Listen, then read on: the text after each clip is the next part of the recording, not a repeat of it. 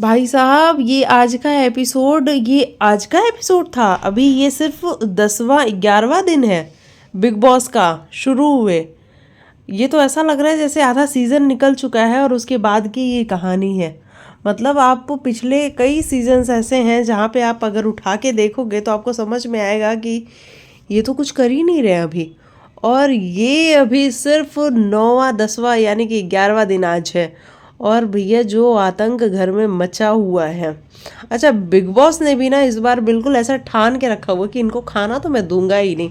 और जो इस बार कहानी है वो पूरी इर्द गिर्द घूम रही है किस चीज़ के, खाने के, कि बिग बॉस खाना इनको दे नहीं रहा है और इनकी हो चुकी है बुरी वाली हालत। मतलब इतना कम खाना है कि इनका पेट भरना तो एक अलग बात है, ये भूख के मारे परेशान हो चुके हैं सारे के सारे। चलिए बात करते हैं शुरू से कि क्या क्या आज के एपिसोड में हुआ। आज चाहत गई विवियन के पास और वहाँ पे जाके उन्होंने कहा कि विवियन, आपको क्या प्रॉब्लम है मेरे से, आप बताइए मुझे। मैं जानना चाहती हूँ कि आखिर मैंने ऐसा क्या किया है कि आप मेरे से सीधे मुंह बात नहीं करते हो। वहाँ पे विवियन का ये एटीट्यूड था कि देख लड़की, तू पहले आई है ना तो तू बोल, लेडीज़ फर्स्ट। तो तू बोल कि तुझे क्या प्रॉब्लम है, मैं मेरी बाद में बोलूँगा। वहाँ पे चाहत कहती हैं कि विवियन, मैं आपसे पूछ रही हूँ। तो नहीं लड़की, तू पहले बोल। उसके बाद से चाहत कहती हैं कि भाई ये जो कुछ भी हुआ वहाँ पे मैं आपको सॉरी बोलती हूँ अगर आपको मेरी बातों का बुरा लगा हो तो विवियन कहते हैं कि ठीक है, तू सॉरी बोलती है, तू एक्सेप्ट करती है, ठीक है। अब आगे से जो चैप्टर चालू होगा वो नया चैप्टर होगा, ये चैप्टर यहीं क्लोज हो चुका है। मतलब विवियन ने अपनी तरफ से कुछ नहीं कहा है और चाहत की सॉरी भी ले ली है, खुद ना सॉरी बोला है ना कोई एक्सक्यूज़ दिया है। मतलब कुल मिला के ये चीज़ क्लियर हो गई आज कि विवियन चाहत को पसंद नहीं करता है, क्योंकि चाहत ने एफर्ट डाले हैं। वो खुद गई है विवियन के पास बात करने के लिए और जाके उसने सॉरी भी बोला है, लेकिन विवियन वहाँ पे चाहत से बात नहीं करना चाहता था और वो बिल्कुल भी चाहत को पसंद तो नहीं ही करता है। अभी तक हमने जितना विवियन को देखा है उस अकॉर्डिंग आज ये क्लियर हो गया। ठीक है जी, फिर ये वाली बात हुई। उसके बाद से चाहत अचानक से गिर जाती हैं, वो अपने बेडरूम में आ रही होती हैं और गिर जाती हैं और रजत फिर उनका वहाँ पे मस्ती मजाक कर रहा होता है। मुझे वहाँ पे चाहत का चिढ़ना थोड़ा सा ऐसा लगा कि पहले जब मैंने प्रोमो देखा था तब मुझे ऐसा लगा था कि शायद रजत जो है वो चाहत का मजाक बना रहा है, लेकिन आज जब मैंने एपिसोड देखा तो मुझे ये समझ में आया कि रजत मजाक तो नहीं बना रहा था। हाँ, वो मस्ती कर रहा था कि चलो आज कम से कम चाहत ने ड्रामा नहीं किया और ये रियल लग रहा है, लेकिन उसने मजाक नहीं बनाया। लेकिन फिर मैं यहाँ पे चाहत का रिएक्शन ये भी समझ सकती हूँ कि चाहत घर में इकलौती ऐसी लड़की है जिसको सारे मिलके टारगेट करते हैं, उससे सीधे मुंह कोई बात नहीं करता है।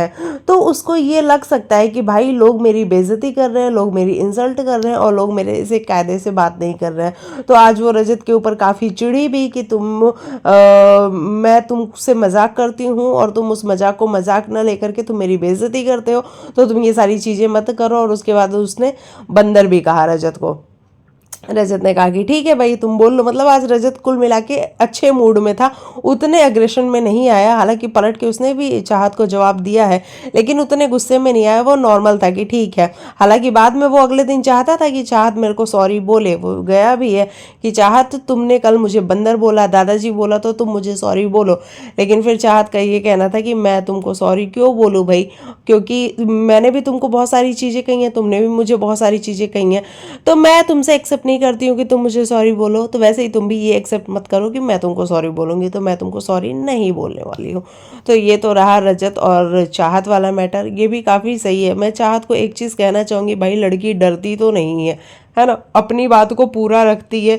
जिस तरीके से अकेली वो कॉर्नर होती है उसके बावजूद भी अपनी बात को कॉन्फिडेंटली रख पाना, ये बहुत अच्छी चीज़ होती है और वो हमें चाहत में नज़र आती है। मतलब कुल मिला के चाहत आगे जाने वाली है और ये क्लियर दिखता है कि आगे आने वाले आपको एपिसोड्स में, यानी कि हम टॉप 5 तक की बात करें तो चाहत वहाँ पे आपको ज़रूर दिखेगी। ये मैं आज लिख के कहती हूँ, क्योंकि मुझे वो लड़की में पोटेंशियल तो दिखता ही है। ठीक है।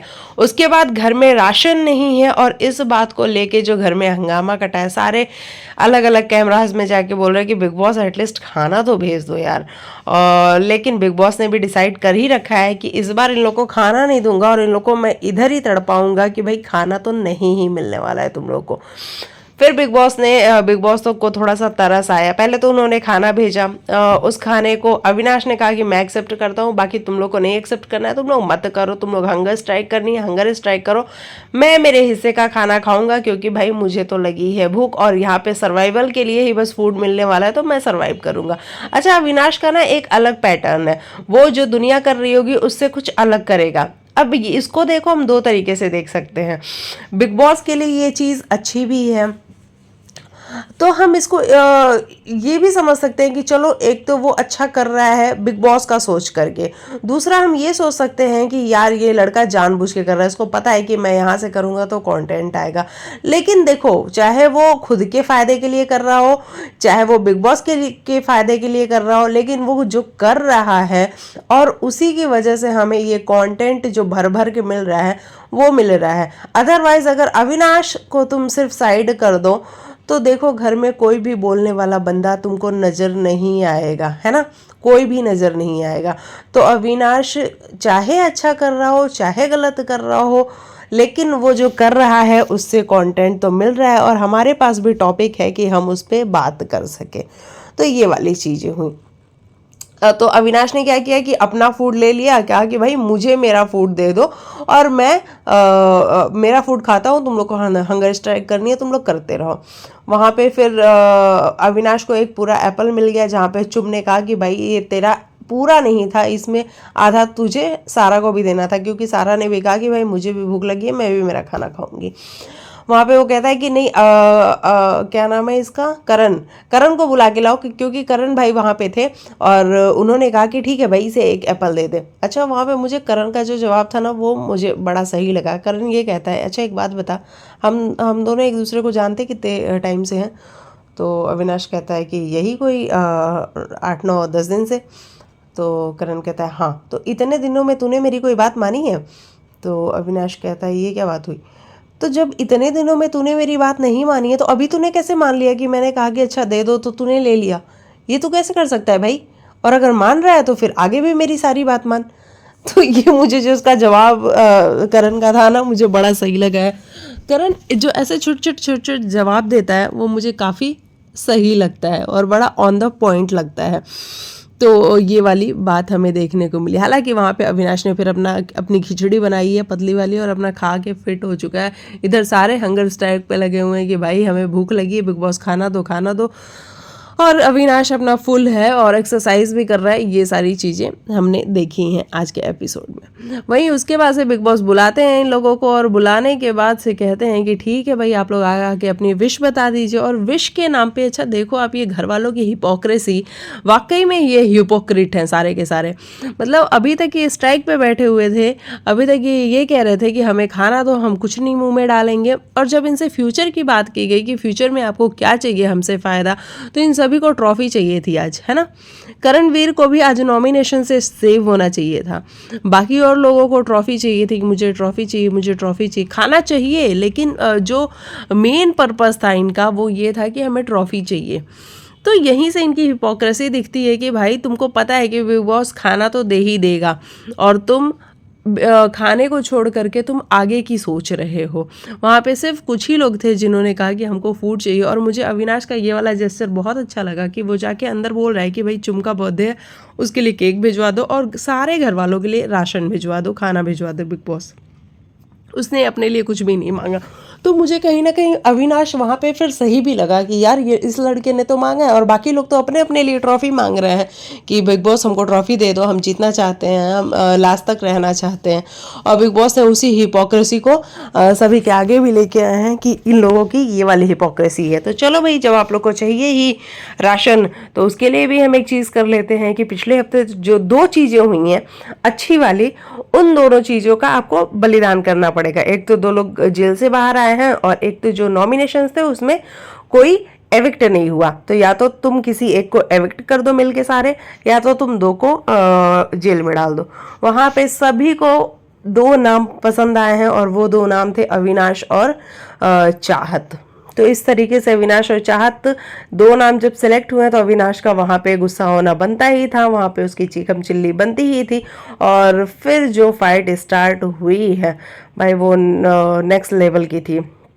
वहाँ पे एक चुम है अपनी जो इतने दिनों से बिल्कुल चुप थी, लेकिन आज चुम का भी गुस्सा भड़का और चुम ने कहा है कि तू चुप कर साला, तू चुप कर साला। और जिस तरीके से उसने साला साला साला साला कंटिन्यू बोला है। और अविनाश मुझे ये नहीं समझ में आ रहा था तुम ऐसे उछल के जा कहाँ रहे थे भाई? एक बात बताओ, क्या तुम उसके ऊपर हाथ उठाने जा रहे थे?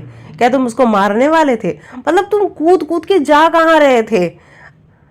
तुम आराम से भी तो बात कर सकते थे ना कि यार ये तू क्या बोल रही है, मत बोल, मुझे इरिटेट हो रहा है, मत बोल, ऐसा भी तो बोल सकते हैं। लेकिन तुम कूद के कहाँ जा रहे थे? और सारे लोग जो तुम्हें पकड़ रहे थे, इधर चुम को लोगों ने पकड़ रखा था, उधर विवेन ने अविनाश को पकड़ रखा था। मुझे समझ नहीं आया क्या अविनाश चुम के ऊपर हाथ उठा देता? नहीं करते ना, ऑब्वियस ही बात है कि तुम नहीं करते। तो फिर ये भाग दौड़, और वो करणवीर ने पकड़ा कि भाई इसे छोड़ दो, इसे लगता है कि ये मार देगा तो ये जाके मार दे, ये नहीं मारेगा। ये चीज़ करणवीर ने पकड़ी, लेकिन ये चीज़ करणवीर ने पकड़ी, उसके बाद ये चीज़ उल्टी करणवीर पे ही पड़ गई, क्योंकि करणवीर ने जाके बोला कि भाई तू ये साले वर्ड से ऑफेंड क्यों हो रहा है? ये तू है नहीं, मतलब है इन द सेंस कि तेरी बहन है ना, तो तू भी तो साला हुआ ना किसी का। वो इस कॉन्टेक्स्ट में बोल रहा था, लेकिन पता नहीं किस तरीके से हमें तो बीप करके सुनाया गया है। मतलब मैं ये समझती हूँ कि करणवीर ने ऐसा ही बोला होगा, लेकिन बीप करने का मतलब है कि क्या करणवीर ने किसी अलग तरीके से कहा, अब ये मुझे नहीं समझ में आया। और वहाँ पे फिर अविनाश जो भड़का है कि तू तो है ही ऐसा, तू अगर अच्छा होता तो तेरा आज इंडस्ट्री में नाम होता है, ये होता वो होता, बाहर होता तो मैं तेरा मुंह तोड़ देता। और बहुत सारी चीज़ें हुई हैं घर के अंदर। भाई साहब ये क्या हो रहा है? मतलब घर के अंदर तो घमासान है, लेकिन बाहर दुनिया को कंटेंट भर भर के मिल रहा है। और हम सारे बैठ के जो बिग बॉस की बातें कर रहे हैं, ये बड़ी देखने और सोचने समझने वाली बात है। हालांकि कल के एपिसोड में दिखाया जा रहा है कि कल अविनाश घर से बाहर हो जाएगा। वो घर से बाहर होके कहीं जाएगा नहीं, वापस वो जेल में आ जाएगा और जेल में आके सारा जो राशन है उसके कंट्रोल में आ जाएगा। और अब लोगों को अविनाश के पास जाके बोलना पड़ेगा कि भाई अविनाश राशन दे दो कि हम खाना बना लें। तो ये वाली सारी चीज़ें हमें देखने को मिलेंगी। वही विवियन भी आज अविनाश को बोलता हुआ नजर आ रहा था कि अविनाश तू बहुत सारी पर्सनल अटैक्स कर रहा है, तू सभी से लड़ रहा है। किसी एक से लड़ना एक अलग बात है, लेकिन सभी को टारगेट करना ये गलत बात है, तो ये तू थोड़ा सा ध्यान रख। तो भाई ये है मेरे हिसाब से आज के एपिसोड का रिव्यू। वहीं एलिस, ईशा और अविनाश, इन तीनों के बीच में इनकी जो दोस्ती है ना वो बिल्कुल डगमगा चुकी है, क्योंकि तीनों ही ऐसा लगता है, एलिस और ईशा को मेनली इनको ज़्यादा प्रॉब्लम हो रही है। अविनाश तो हालांकि इनको मनाता ही रहता है, क्योंकि ईशा और एलिस अविनाश को समझाती रहती हैं कि भाई तू गलत कर रहा है, गलत कर रहा है। उसके बावजूद भी अविनाश अपनी वाली कर लेता है, उसके बाद जाके उनके आगे बोलता है कि ठीक है अब मैं आगे से ऐसा नहीं करूँगा। तो ये वाली सारी चीज़ें हमें देखने को मिली हैं। तो चलिए, मेरे हिसाब से था ये आज का बड़ा ही स्वीट सा शॉर्ट सा रिव्यू। बाकी कल के एपिसोड को देखते हैं, उसके बाद उसके हिसाब से बात करते हैं क्या कुछ हुआ कल के एपिसोड में।